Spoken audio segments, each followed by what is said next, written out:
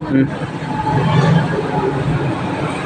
ಹೆಸರು ಬೀರ್ನಳ್ಳಿ ಹನುಮಂತರಾಯಪ್ಪ ಅಂತ, ಶಿರಾ ತಾಲೂಕು, ತುಮಕೂರು ಜಿಲ್ಲೆ.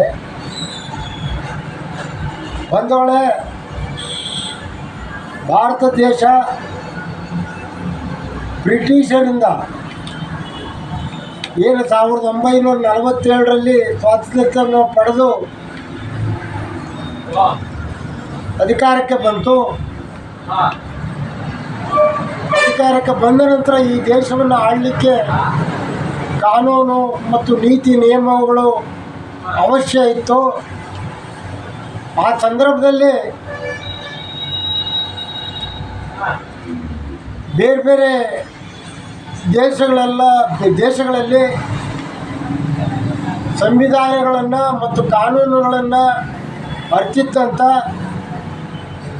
ಮತ್ತು 32 ಪದವಿಗಳನ್ನು, ಬಹುಶಃ ವಿಶ್ವದಲ್ಲೇ 32 ಡಿಗ್ರಿಯನ್ನು ಅರ್ಥಶಾಸ್ತ್ರ ಮತ್ತು ಗಣಿತಶಾಸ್ತ್ರ, ಸಮಾಜಶಾಸ್ತ್ರ ಎಲ್ಲದರೂ ಪರಿಣಿತರಾಗಿದ್ದಂಥ ಮಹಾನ್ ಮಾನವತಾವಾದಿ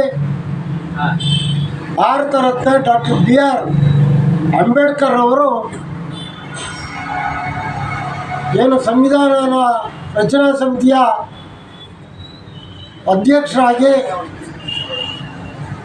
ಕೊನೆಗೆ ಅದರಲ್ಲಿದ್ದಂಥ ಸದಸ್ಯರುಗಳು ಕೆಲವರು ಅಕಾಲಿಕ ಮರಣ, ಇನ್ನು ಕೆಲವರು ರಾಜೀನಾಮೆಯನ್ನು ಕೊಟ್ಟು ಇಡೀ ದೇಶಕ್ಕೆ ಒಂದು ಸಂವಿಧಾನವನ್ನು ರಚನೆ ಮಾಡಿಕೊಡ್ತಕ್ಕಂಥ ಜವಾಬ್ದಾರಿ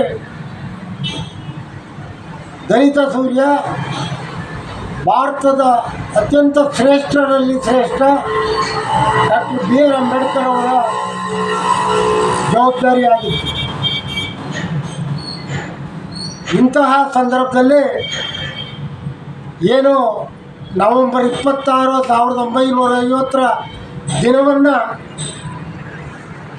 ಕಾಂಗ್ರೆಸ್ ಸರ್ಕಾರ ಕಾನೂನು ದಿನವನ್ನಾಗಿ ಆಚರಣೆ ಮಾಡ್ತಾಯಿತ್ತು. ಅದು ಅಂಬೇಡ್ಕರ್ ಅವರ ಹೆಸರಿಲ್ಲದೆ ಕಾನೂನು ದಿನ ಅಂತೇಳಿ ಆಚರಣೆ ಮಾಡ್ತಾ ಇದ್ದಂಥದ್ದನ್ನು ನಾವು ನೋಡಿದ್ದೇವೆ. ಬಂಧುಗಳೇ,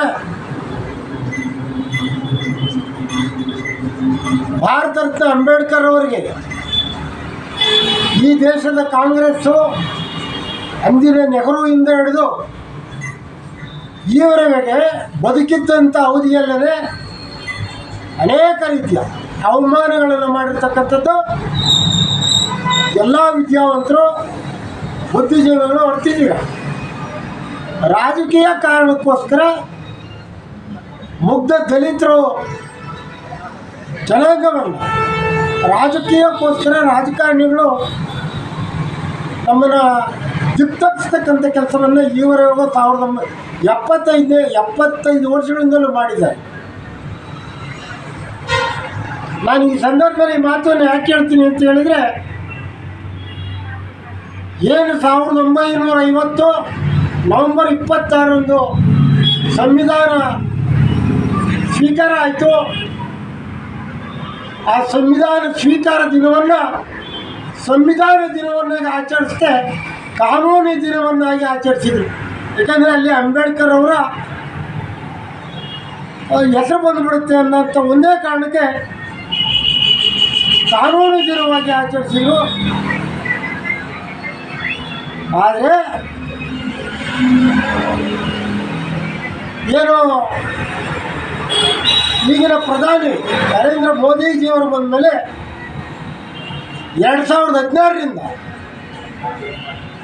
ಅದು ಡಾಕ್ಟರ್ B.R. ಅಂಬೇಡ್ಕರ್ ಅವರ ಹೆಸರಿನಲ್ಲಿ ಸಂವಿಧಾನದ ದಿನವನ್ನಾಗಿ ಆಚರಣೆ ಮಾಡಲಿಕ್ಕೆ ಪ್ರಾರಂಭ ಮಾಡಿದ್ದಂಥದ್ದು ಇತಿಹಾಸ.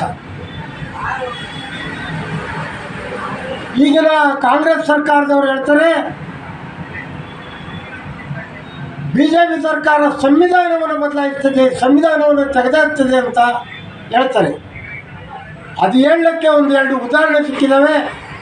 ನಳಿನ್ ಕುಮಾರ್ ಕಟೀಲ್ನವರು ಸಂವಿಧಾನವನ್ನು ತಿದ್ದುಪಡಿ ಮಾಡ್ತೇವೆ ಅನ್ನೋಂಥದ್ದನ್ನು, ಸಂವಿಧಾನವನ್ನು ಬದಲಾಯಿಸ್ತೇವೆ ನಾವು ಅಂತ ಹೇಳಿದ್ದನ್ನು ಇವರು ರಾಜಕೀಯ ಕಾರಣಕ್ಕೋಸ್ಕರ ಹೇಳಿದ್ದಾರೆ. ಬಂಧುಗಳೇ, ಸಂವಿಧಾನವನ್ನು ಈವರೆಗೆ 75 ವರ್ಷಗಳಲ್ಲಿ 106 ಬಾರಿ ತಿದ್ದುಪಡಿ ಮಾಡಿದೆ. ಅದರಲ್ಲಿ 72 ಬಾರಿ ಕಾಂಗ್ರೆಸ್ ಪಕ್ಷವೇ ಸಂವಿಧಾನವನ್ನು ತಿದ್ದುಪಡಿ ಮಾಡಿದೆ. ಅದು ಏನಕ್ಕಾಗಿ ಮಾಡಿದರು? ನಕಲಿ ಗಾಂಧಿ ಕುಟುಂಬದ ಕ್ಷೇಮ ಸಂರಕ್ಷಣೆಗೆ ಮತ್ತು ಈ ದೇಶದ ದಲಿತರು, ಹಿಂದುಳಿದವರು, ಅಲ್ಪಸಂಖ್ಯಾತರನ್ನು ದಿಕ್ತಪ್ಪಿಸಿ ಅವರ ಸ್ವಾರ್ಥದೆಡೆಗೆ ಓಟ್ ಹಾಕಿಸ್ಕೊಂಡು ಸುದೀರ್ಘ ಆಡಳಿತವನ್ನು ಮಾಡಲಿಕ್ಕೆ ತಿದ್ದುಪಡಿ ಮಾಡಿದೆಯಾ ಬಿಟ್ಟರೆ ಈ ದೇಶದ ಎಲ್ಲ ಜಾತಿ ಧರ್ಮ ವರ್ಗದವ್ರನ್ನ ಸಂರಕ್ಷಣೆ ಮಾಡಲಿಕ್ಕಂತ ಅವರು ತಿದ್ದುಪಡಿ ಮಾಡಿಲ್ಲ. ಅದು ನಾನು ಕೆಲವೊಂದು ವಿಚಾರಗಳನ್ನು ಭಾಷಣಗಳಲ್ಲಿ ಕೇಳಿದ್ದೇನೆ, ಕೆಲವೊಂದು ಪುಸ್ತಕಗಳಲ್ಲಿ ಓದಿದ್ದೇನೆ. ನಿನ್ನೆ ಎಸ್ ಸಿ ಮಹದೇವಪ್ಪನವರು ಹೇಳ್ತಾರೆ, ಈ BJP ಸರ್ಕಾರದವರು ಸಂವಿಧಾನವನ್ನು ತಿದ್ದಲಿಕ್ಕೆ ಹೊರಟಿದ್ರು, ತೆಗೆದಾಕ್ಲಿಕ್ಕೆ ಹೊರಟಿದ್ರು ಅಂತ. ಯಾಕೆ ಇವೆಲ್ಲ ತಪ್ಪಿದಾರಿ ಹೇಳ್ತೀರಾ ನೀವು? ಸಂವಿಧಾನವನ್ನು ತಪ್ಪುದಾರಿಗೆ ತಿದ್ದುಪಡಿ ಮಾಡಿದ್ದಾರೆ ಅನ್ನೋದಕ್ಕೆ ಉದಾಹರಣೆ 1975ರಲ್ಲಿ ಉತ್ತರ ಪ್ರದೇಶದ ರಾಯ್ಬರೇಲಿಯಲ್ಲಿ ಶ್ರೀಮತಿ ಇಂದಿರಾ ಗಾಂಧಿಯವರು ಚುನಾವಣೆಯಲ್ಲಿ ಗೆದ್ದರೂ ಸಹ ಅವರ ಎದುರಾಳಿ ಅಭ್ಯರ್ಥಿ ರಾಜನಾರಾಯಣರವರು ಅದು ಅಕ್ರಮ ಗೆಲುವು ಅಂತ ಹೇಳಿ ಕೋರ್ಟ್ಗೆ ಹಾಕಿದ್ರು.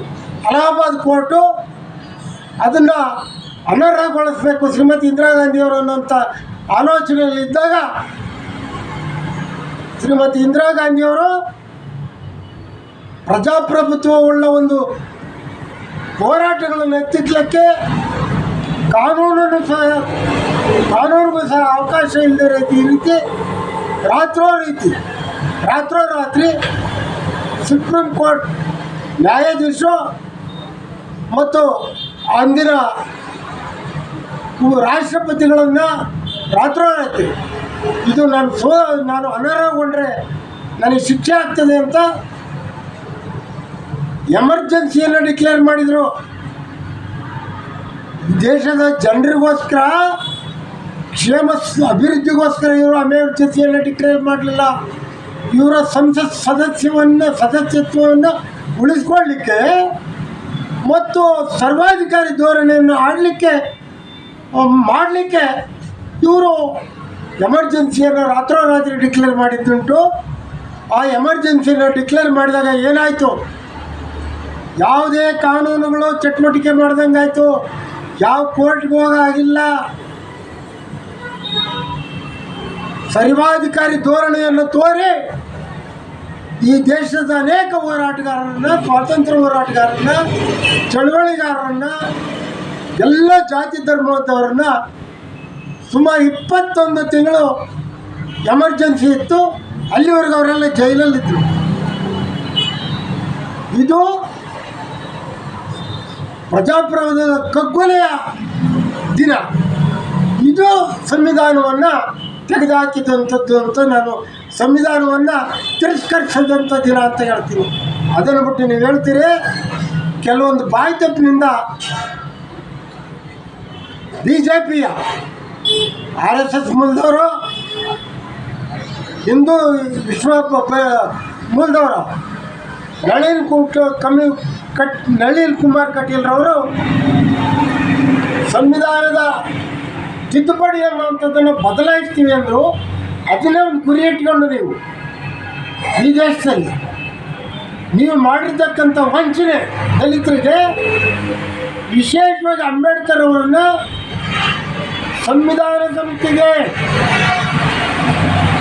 ಕಾನ್ಸ್ಟಿಟ್ಯೂಷನ್ ಸಮಿತಿಗೆ MLCಗಳು MLAಗಳು ಓಟ್ ಹಾಕಬೇಕಾಯಿತು. ಆ ಚುನಾವಣೆಗೆ ಮಹಾರಾಷ್ಟ್ರದಲ್ಲಿ ಅವರು ನಿಂತ ಸಂದರ್ಭದಲ್ಲಿ ತಾವು ಕಾಂಗ್ರೆಸ್ ನೆಹರೂರವರ ಒಂದು ಕುತಂತ್ರಗಾರಿಕೆಯಿಂದ ಕಮ್ಯುನಿಸ್ಟ್ ಪಕ್ಷವನ್ನು ನಿಲ್ಲಿಸಿ ನೀವು ಸೋಲಿಸಿದ್ರಿ. ಮತ್ತು ಅಂಬೇಡ್ಕರ್ ಅವರು ಕೊನೆಗೆ ಪಶ್ಚಿಮ ಬಂಗಾಳದ ಒಂದು ಭಾಗದಲ್ಲಿ ಮುಸ್ಲಿಮ್ರು ಇರ್ತಕ್ಕಂಥ ಜಾಗದಲ್ಲಿ ಹೋಗಿ ಅಲ್ಲಿ ಗೆಲ್ಲಬೇಕಾದಂಥ ಅನಿವಾರ್ಯ ಪರಿಸ್ಥಿತಿ ಬಂತು.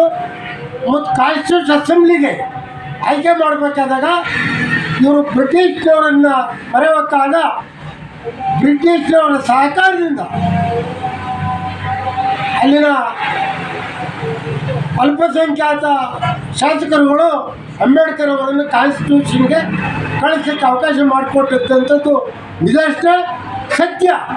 ಈ ಸತ್ಯವನ್ನು ಯಾಕೆ ಮರೆಯಬೇಡ್ತೀರಾ? ನಾನು ಮಲ್ಲಿಕಾರ್ಜುನ ಖರ್ಗೆ ಅವರಿಗೆ, ದಿವಂಗತ ಬಿ ಶಂಕರಾನಂದರವರಿಗೆ, ದಿವಂಗತ ಶ್ರೀನಿವಾಸ್ ಪ್ರಸಾದ್ ಅವರಿಗೆ, ದಿವಂಗತ ಎನ್ ರಾಚಯ್ಯನವರಿಗೆ, ದಿವಂಗತ ಬಿ ಬಸವಲಿಂಗಪ್ಪನವರಿಗೆ, ದಿವಂಗತ ಕೆ ಎಚ್ ರಂಗನಾಥ್ರವರಿಗೆ, ಡಿ ಮಂಜುನಾಥ್ರವರಿಗೆ, ದಿವಂಗತ ಮತ್ತು ಕೆ ಎಚ್ ಮುನಿಯಪ್ಪನವರಿಗೆ, ಪರಮೇಶ್ವರ್ ಅವರಿಗೆ, ಎಚ್ ಸಿ ಮಹದೇವರ ಬಗ್ಗೆ ಕೇಳೋಕ್ಕೆ ಬಯಸ್ತೀನಿ. ಕಾಂಗ್ರೆಸ್ಸಿನ ಇತಿಹಾಸ ನಿಮಗೆ ಗೊತ್ತು, ಕಾಂಗ್ರೆಸ್ಸಿನ ಸ್ಪಷ್ಟತೆ ಏನಂತ ಗೊತ್ತು, ಆದರೂ ನೀವು ಹೇಳ್ತಾ ಇಲ್ಲ. ಇವತ್ತು ನಾವು BJP ಅಕ್ಸೆಪ್ಟ್ ಮಾಡ್ರಿ, ಒಪ್ಪತ್ಕೊಳ್ರಿ ಅಂತ ಯಾರಿಗೂ ಹೇಳಲಿಕ್ಕೆ ತಯಾರಿಲ್ಲ. ನಾನು ಅಂಬೇಡ್ಕರ್ ಅವರೇ ಕಟ್ಟಿದಂಥ ಒಂದು ಪಕ್ಷ ಇತ್ತು, RPI, Republican party of India. ಅದರ ಅನುಯಾಯಿತ್ವದಲ್ಲಿ ಒಂದು ಬಹುಜನ್ ಸಮಾಜ ಪಕ್ಷ ಅಂತ ಕಾಂಚೀರಾಮ್ರವರು ಸ್ಥಾಪನೆ ಮಾಡಿದಂಥದ್ದು. ಅಂಥ ಪಕ್ಷದ ಜೊತೆ ಸರ್ವ ಸಮಾಜವನ್ನು, ಸರ್ವ ಧರ್ಮವನ್ನು ತೆಗೆದುಕೊಂಡು ಹೋಗುವಂಥದ್ರಲ್ಲಿ ನೀವು ಮಗ್ನರಾಗಬೇಕಂತ ಆಗುತ್ತೆ. ಬಿಟ್ಟರೆ ನಿಮ್ಮ ಸ್ವಾರ್ಥ ರಾಜಕೀಯಕ್ಕೆ, ನಿಮ್ಮ ಕುಟುಂಬ ರಾಜಕಾರಣಗಳಿಗೆ ದಲಿತರನ್ನ ದಿಕ್ತಾಸ್ ಮಾಡಿ, ದಲಿತ ವಿದ್ಯಾರ್ಥಿಗಳು, ವಿದ್ಯಾವಂತರು, ಸರ್ಕಾರಿ ನೌಕರರು, ರಾಜಕೀಯ ಪಕ್ಷಗಳಲ್ಲಿರ್ತಕ್ಕಂಥವ್ರು ದಯಮಾಡಿ ನಿಮ್ಮ ಕಾಲೇ ಮುಗಿದು ಕೇಳ್ತೀನಿ, ನಿಮ್ಮ ಕೈ ಮುಗಿದು ಕೇಳ್ತೀನಿ. ಸಂವಿಧಾನ ಮತ್ತು ಸಂವಿಧಾನದ ವಿಚಾರ, ಅಂಬೇಡ್ಕರ್ಗೆ ಆದ ಅವಮಾನ, ಅಂಬೇಡ್ಕರ್ಗೆ ಇವ್ರು ಏನೇನು ಮಾಡಿದ್ರು ಅದೆಲ್ಲವನ್ನು ನೀವು ಇವತ್ತು ಒಂದು ಸಾರಿ ಪುಸ್ತಕಗಳನ್ನು ತಿರುವಾಕ್ರಿ, ಇಲ್ಲ ವಿಚಾರವಂತರ ಹತ್ರ ಕುತ್ಕೊಂಡು ಮಾತಾಡ್ರಿ. ಆಮೇಲೆ ಡಾಕ್ಟರ್ B.R. ಅಂಬೇಡ್ಕರ್ ಅವರಿಗೆ ಇಂದಿರಾ ಗಾಂಧಿಯವರು ಬದುಕಿದ್ದಾಗ, ರಾಜೀವ್ ಗಾಂಧಿಯವರು ಬದುಕಿದ್ದಾಗ ಮತ್ತು ನೆಹರು ಅವರು ಬದುಕಿದ್ದಾಗ, ಜೀವಂತವಾಗಿದ್ದಾಗ ಇವರು ಭಾರತ ರತ್ನವನ್ನು ಕೊಟ್ಕೊಂಡು, ಯಾವ ಸಾಧನೆಗೆ ಇವರು ಭಾರತ ರತ್ನವನ್ನು ಅವರವರೇ ಕೊಟ್ಕೊಂಡ್ರು. Doctor B.R. ಅಂಬೇಡ್ಕರ್ ಅವರಿಗೆ ಭಾರತ ರತ್ನವನ್ನು ಕೊಡಲಿಲ್ಲ. ಭಾರತ ರತ್ನ ಅವರಿಗೆ ಸಿಕ್ಕಿದ್ದು VP ಸಿಂಗ್ ನೇತೃತ್ವದ ಸರ್ಕಾರ, BJP ಮತ್ತು ಬಹುಜನ್ ಸಮಾಜ ಪಕ್ಷ ಅಧಿಕಾರಕ್ಕೆ ಬಂದು ಭಾರತ ರತ್ನ ಪ್ರಶಸ್ತಿಯನ್ನು 1997ರಲ್ಲಿ ಕೊಟ್ಟಂಥದ್ದು, ಮರಣಾನಂತರ. ಇದೆಲ್ಲ ಜ್ಞಾಪಕ ಇರಬೇಕು.